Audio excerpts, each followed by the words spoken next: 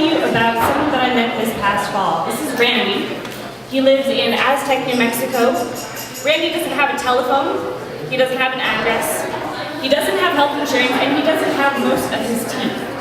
When I met Randy, he was standing on the steps of his friend's trailer, smoking a cigarette in a parking lot of a pop-up dental clinic in Farmington, New Mexico. We commented on the mud from the storm the night before, and before I knew it, we were talking at the small built-in table inside this trailer. And what I found out was absolutely astonishing. He hadn't seen a dentist since 1971.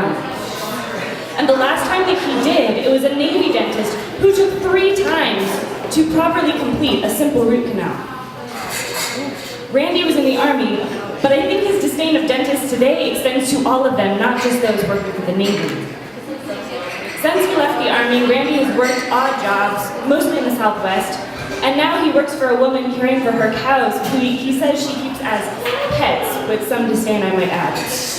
He doesn't have health insurance or dental insurance, and when I asked him, he said that even if he did, he wouldn't know where to go to use it. Randy has not eaten in public for 5 years, because he can't chew. For lunch, he eats soft bread with cold cuts and cheese.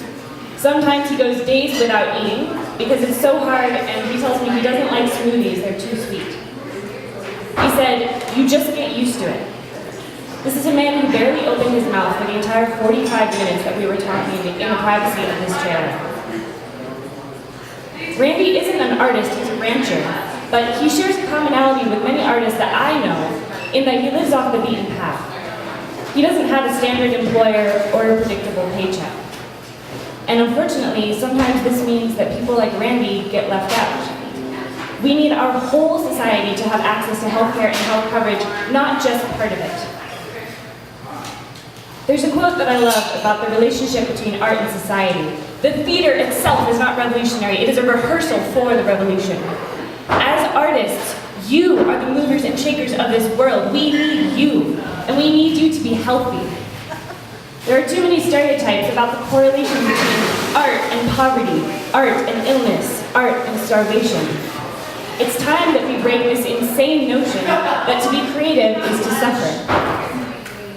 So, without going into too much detail, allow me to highlight some of the changes that have happened because of the Affordable Care Act. In New Mexico, 1 in 5 people don't have health insurance, and the effects of the Affordable Care Act, which now that we've established this is the same thing as Obamacare, shake down in 2 big ways. Number 1, we've expanded Medicaid to include 170,000 more people. And number 2, we have a marketplace that will allow another 200,000 people in our state to find financial help for purchasing an insurance plan. This is huge, and it applies to most of us in this room. A few more numbers. If you're a household of 1 and make less than about $16,000 per year, you likely qualify for Medicaid.